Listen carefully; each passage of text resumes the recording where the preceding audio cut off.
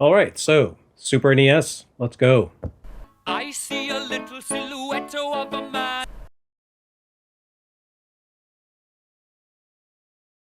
Okay, I'm not really kicking off Super NES Works 1992 in earnest just yet. My other game chronologies are still in 1989. We haven't even gotten to Sega Genesis yet. Jumping ahead to 1992 for Super NES just wouldn't be fair. But since we looked to the predecessor to 1992's first Super NES release last week, it only seems fitting to glance ahead to the Nintendo fandom's first encounter with Falcom's Ys series, at least in the US anyway. In Japan, the Famicom saw both the original Ys and its sequel, Ys 2 Ancient Ys Vanished, the final chapter, courtesy of Advanced Communication Company and Victor Interactive. Really, those two games showed up on pretty much every platform imaginable in Japan. Here, however, Ys 1 only appeared as a standalone release on Master System, while Ys 2 only came stateside bundled up with Ys 1 as a single pack-in release for Turbo CD. It wouldn't be until Ys 3, or rather Wanderers from Ys 3, showed up on Super NES at the beginning of 1992 that the American Nintendo faithful could finally experience Ys for themselves. Sort of. Ys 3 doesn't play all that much like the original Ys, at least not on its surface. Ys Books 1 and 2 had more of a Legend of Zelda aspect to their action. Well, really more of a highlight aspect, but no American uses that game as their barometer for game design outside of please don't make such poor life choices. Ys 3 drops the top-down action and no-button combat in favor of, well, more of a Zelda 2 aspect. Protagonist Adol Christin, dropping his Aaron alias here in favor of his real name, now doesn't simply run and plow into bad guys. He runs and jumps and climbs stairs, and you have to press a button to make him attack, like a real video game hero. In truth, Adol actually takes less of a standard Dragon Buster Zelda 2 Battle of Olympus approach to combat than appearances would suggest. Although he goes through the literal motions of being a stabby platform warrior, including a down thrust, Ys 3 doesn't actually abandon his predecessor's approach to combat and skill growth. As in the earlier Ys titles, the player's combat skill and finger dexterity don't really factor much into gameplay. Rather, your survival in battle really comes down to Adol's experience level and gear. Adol can't inflict much damage on enemies, or endure many of their attacks, until he passes a certain experience level threshold. Making your way through the world amounts to slowly chipping away at an enemy type or two that exist within a specific delta. The ones you can currently defeat with relative ease, yet yield enough experience and gold that it's worth your time to even mess with them. You hammer away at these bad guys for a while until you reach the next experience level, or can afford a new and more powerful piece of equipment. Then, you march to the next section of the game in order to repeat that process on whichever enemies occupy that delta at the next tier. The addition of a sword-swinging command button does make this process a little easier though. In Ys 1 and 2, players had to seek out foes and ram into them in order to engage in combat. Here, holding down the attack button causes Adol to swing his blade automatically in a rapid-fire style. This more or less amounts to placing him into permanent attack status, moving the game design a little closer to Hydlide or the Tower of Druaga by turning offense into an active, albeit low-friction, player action. But it also means that you can easily farm experience for Adol by finding enemy spawn points, setting Adol at the outer range of an enemy spawn's range of movement, and strapping a rubber band around the controller to set him to auto-attack for a few minutes while you go make a snack or something. Unlike in the original Ys, enemies respawn constantly as a factor of time, rather than requiring you to zone out or wander a long way away from their spawn point to make them reappear. So you can drum up a new experience level, or 5, with zero effort once you find a safe spot for hitting monsters without the need to worry about being hit back. I have to admit that when I rented Ys 3 for the first time back in the day, I did not understand this design approach at all. Having cut my teeth on NES action RPGs like Zelda 2, I assumed Ys 3 would work more or less the same way. Your little guy would engage in Trojan-derived combat with tactical strikes and blocking. This turns out not to be the case, and combat in Ys 3 ultimately comes down to swing your sword mindlessly, and the combatant with the highest levels and the most hit points wins. It's really not too far removed from the way that fighting worked in the original Ys, but the side-scrolling viewpoint obscures that fact a bit. On top of that, Ys 3 mimics the structure of the first two Ys titles by giving players a single town to use as their base of operations and presenting them with a small world containing only a handful of locations.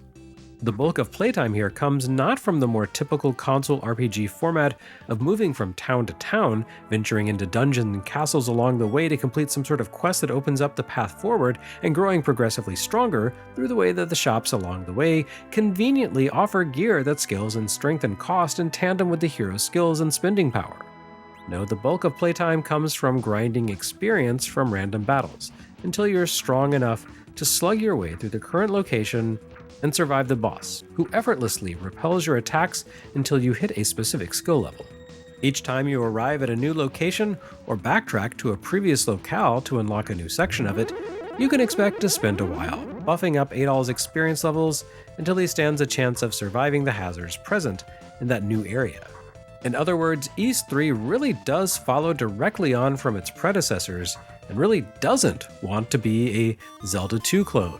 On the contrary, Falcom had begun exploring the side-scrolling action RPG concept well before Zelda 2 came along with Xanadu, and they carried forward that legacy here, connecting the dots by way of games like Romancia and Sorcerium. Now, did Super NES kids in America know any of this back in 1992? I find that highly unlikely. Falcom did not exactly have a huge footprint in the US at the time, and it's not like anyone was out there making YouTube videos on obscure Japanese imports. Prior to Ys 3, they had managed to get precisely one title onto a Nintendo system. That game was not an older Ys, nor any sort of melee-based side-view action title. Rather, it was Legacy of the Wizard, a side-scrolling dungeon puzzle exploration game based entirely around ranged combat. Well, there was one other near miss with Xanadu, but that game actually had been developed by Hudson. I have been informed by YouTube commenters that Falcom actually hates Xanadu because it strays so far away from the original Xanadu concept. For example, by having meaningful and pretty well crafted sword-based melee combat, precisely the way that Ys 3 doesn't. So Ys 3 makes for a slightly awkward introductory point for Nintendo fans to acquaint themselves with the Ys saga. For one, its narrative builds directly on that of the first two games, with Adol arriving at a port town accompanied by his friend Dogi, the thief he rescued in the original Ys. For another, it contravenes the expectations of Nintendo fans who cut their teeth on games like the Battle of Olympus, Zelda 2, or even Astyanax, by going with Falcom's typical level-focused fare in place of dexterity-based combat. A bold choice for a Super NES debut for publisher American Sammy. But, interestingly, Sammy was not the only company out there peddling this Ys sequel.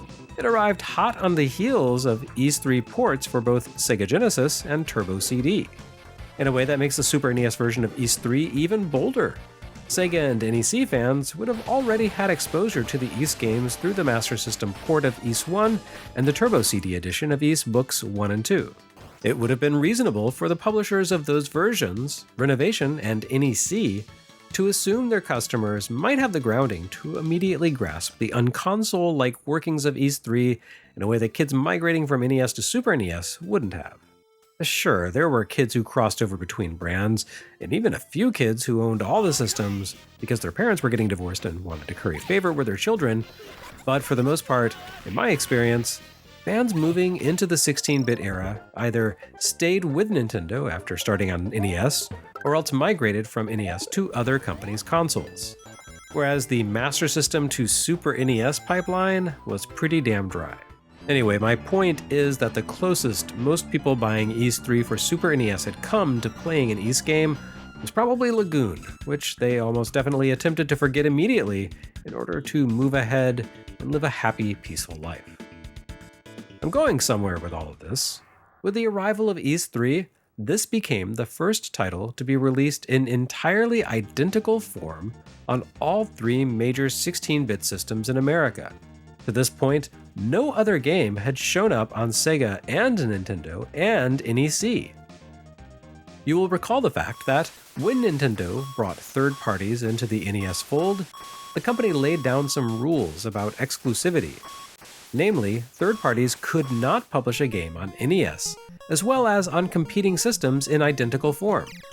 This led to interesting results, like completely unique and often far superior versions of arcade hits like Rygar and Bionic Commando for NES.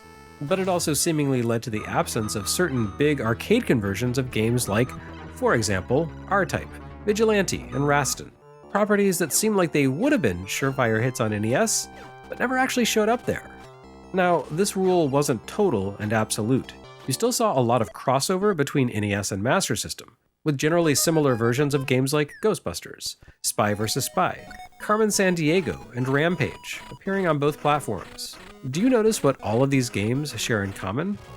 That's right, they're all based on Western properties. This suggests to me the idea that Nintendo didn't maintain a strict vigil on their exclusivity rule, treated it more as a guideline. Again, speaking from my experience, this time on the business side of games, which admittedly is somewhat tangential and wholly based in the current decade, Japanese studios tend to be highly mindful of their relationship with and observance of the rules for first-party platform holders, even in ways that seem entirely unlikely to matter in the grand scheme of things. Whereas American companies tend to look at suggestions and guidelines as loose, flexible things. Consider the fact that the companies to break Nintendo's publishing guidelines on NES and go unlicensed were almost entirely American or Taiwanese. So you didn't just see the cross-platform versions of Japanese computer, arcade, or console games in the US during the 8-bit era, or even in the early 16-bit days. But with Ys 3, a major home computer release from a major Japanese developer made its way to all three 16-bit systems in America for the first time, marking a significant sea change for the US console market. Nintendo's hammerlock on the market had begun to slip. The PC Engine had found great success in Japan, and the Genesis had entrenched itself in the US. Suddenly, Nintendo didn't have a claim on 90% of the market in those territories, and third parties suddenly found that they had publishing options besides put it on Nintendo, put it on computers, or watch it sink into obscurity. The age of exclusivity wasn't gone exactly.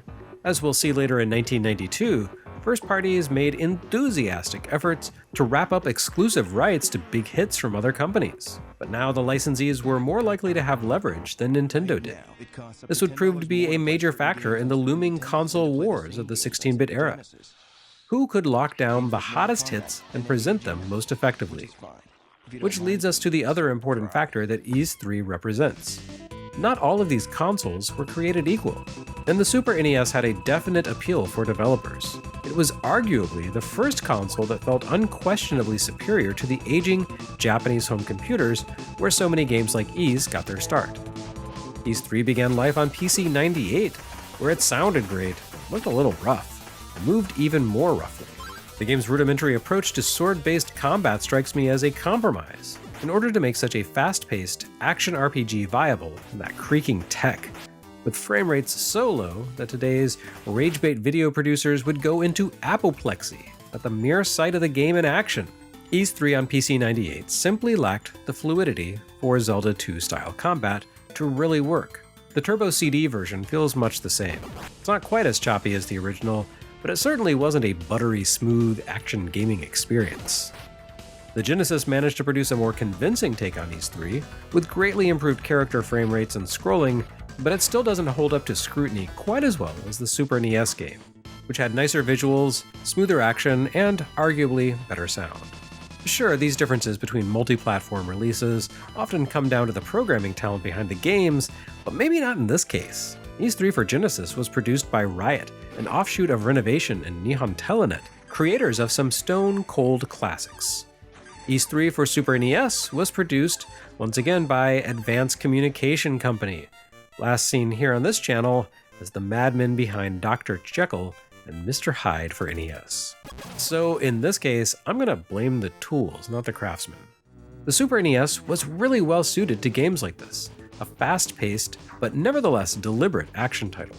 That would lure a great many Japanese PC developers to focus on Super NES as their primary platform.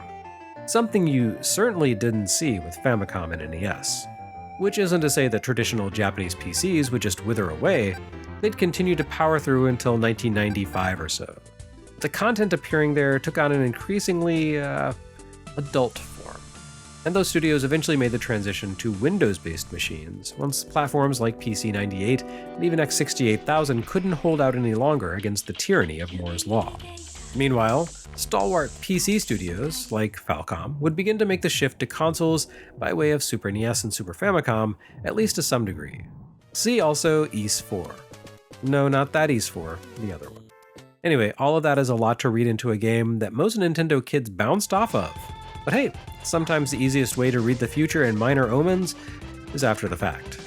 And the fact is, Ys 3 prophesied some big changes in the works for the video game biz in 1992.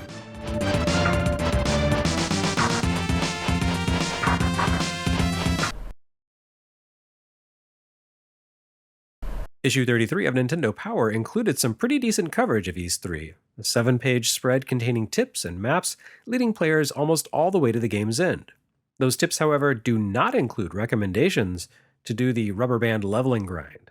Man, what were we even paying those subscription fees for?